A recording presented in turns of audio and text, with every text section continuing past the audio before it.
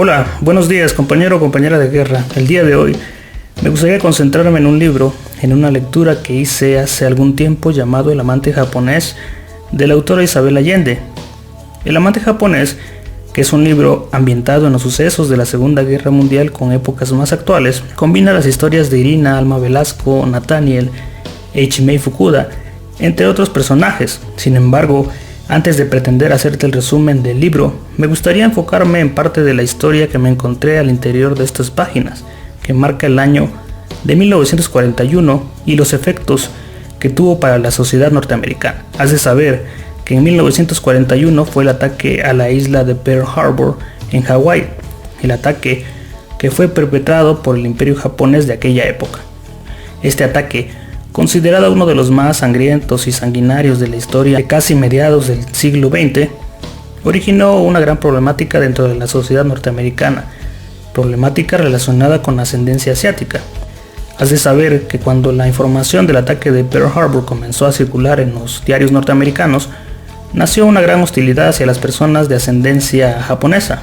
El gobierno de Franklin Delano Roosevelt ordenó a esos asiáticos que estaban distribuidos por varios lugares de Estados Unidos a reunirse en puntos específicos para que de manera voluntaria, entre comillas, fuesen reclutados y reubicados en alguna parte de ese país, en alguno de los desiertos, ante el temor de que dichos japoneses generaran una guerra al interior.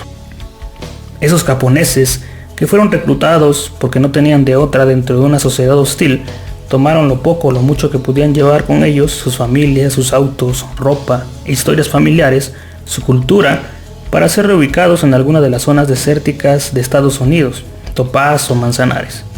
Sin embargo, ante la notable violación de los derechos humanos, aquí es donde se entreteje la historia o parte de la historia del libro. La parte que me gustaría centrarme es que si pensabas que solamente los campos de concentración habían existido en Auschwitz o en Alemania, pues también hubo campos de concentración en Estados Unidos, con la salvedad de que los campos alemanes exterminaban judíos y los campos de concentración norteamericanos, también llamados campos de reubicación, los japoneses eran ubicados en establos malolientes, polvorientos y calurosos para que estos vivieran hacinados durante el tiempo que pudiera dilatar la guerra y un poco más.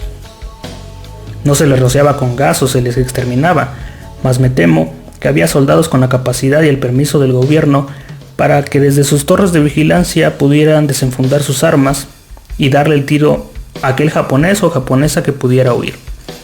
¿Dónde rayos terminaron viviendo esos japoneses? Imagínate que las casas donde ellos vivían en los desiertos, en otro momento antes de ser un campo de reubicación, eran establos malolientes, feos y pútridos, que fueron recondicionados para la vida de miles de japoneses en esos campos de concentración al estilo norteamericano. Se prohibió el uso de la lengua japonesa en todas las conversaciones oficiales y no oficiales. Del mismo modo, solo se podía hablar en inglés.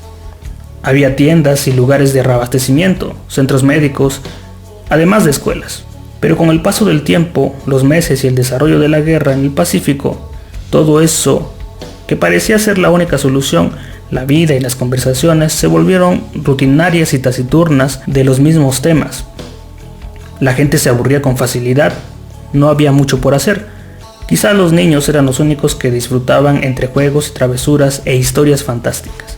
¿Cuándo se terminó ese martirio de los campos de reubicación? Hay datos que afirman que se terminaron en el 49, pero el gobierno de la época impidió que estos japoneses catalogados como Issei y Nisei, que son japonés americanos de primera o segunda generación, tenían prohibido regresar a sus lugares de origen. Si tú eras un japonés que había vivido toda su vida en California, a tu liberación no podías regresar ahí. Durante la estancia de los japoneses en los campos de reubicación, muchos de ellos perdieron sus bienes ya que fueron pedidos por norteamericanos y muchos tuvieron que volver a empezar. Se podía respirar un ambiente hostil en contra de los asiáticos. Se les golpeaba, se les segregaba e incluso eran asesinados. Estas son algunas imágenes que relatan la forma de vida de esos japoneses en estos sitios. En cuanto pueda, subiré más material. Que tengas suerte, éxitos y hasta la siguiente historia.